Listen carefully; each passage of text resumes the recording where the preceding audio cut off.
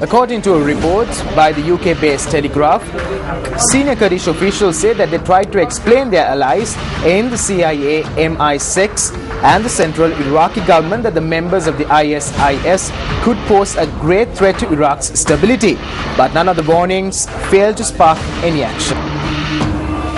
Meanwhile, a new Reuters report states that the entire western frontier, comprising borders with Syria and Jordan, is now beyond the control of the Iraqi government. Kurdish officials have warned that the ISIS is attracting foreign-born Muslim fighters to its cause. A senior Kurdish intelligence officer, Ruz Bahjat, said that of the 4,000 estimated foreigners fighting alongside ISIS, somewhere between 400 to 500 were born in Britain. According to a report, a formal alliance between the ISIS and ex-Ba'athis, who held power under Saddam Hussein, was nearing completion. The report adds that the alliance could lead to an attack on the northern cities in Iraq.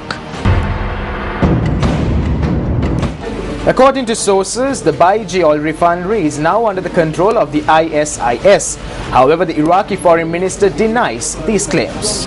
According to sources, ISIS fighters have taken control of the all-important oil refinery and have offered Iraqi troops safe passage if they give up their weapons and leave.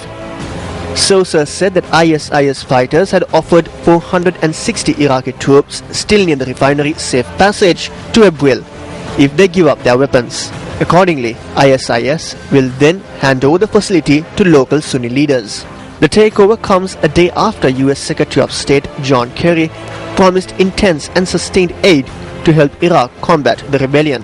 However, Iraqi Defense Ministry says it thwarted an ISIL attack targeting Baiji refinery in Salatin province, killing a number of militants and destroying vehicles and bulldozers. A video released by the Defense Ministry showed bombing being carried out on vehicles and on a building.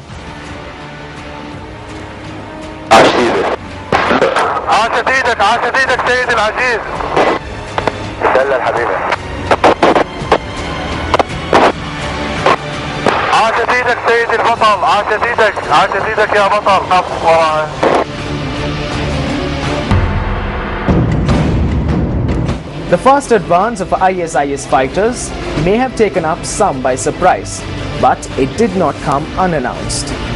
The Islamic State of Iraq and Al-Sham, or the ISIS, has extended its battleground to include social media networks so that the world could witness its work.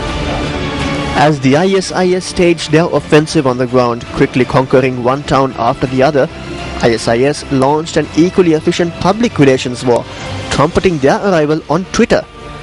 The ISIS social media rollout in Iraq included thousands of Twitter mentions, 67,000 and counting in the last week alone. It also waged a campaign of retweets that catapulted an image of the group's flag flying over Baghdad with the ominous warning, "Baghdad, we are coming."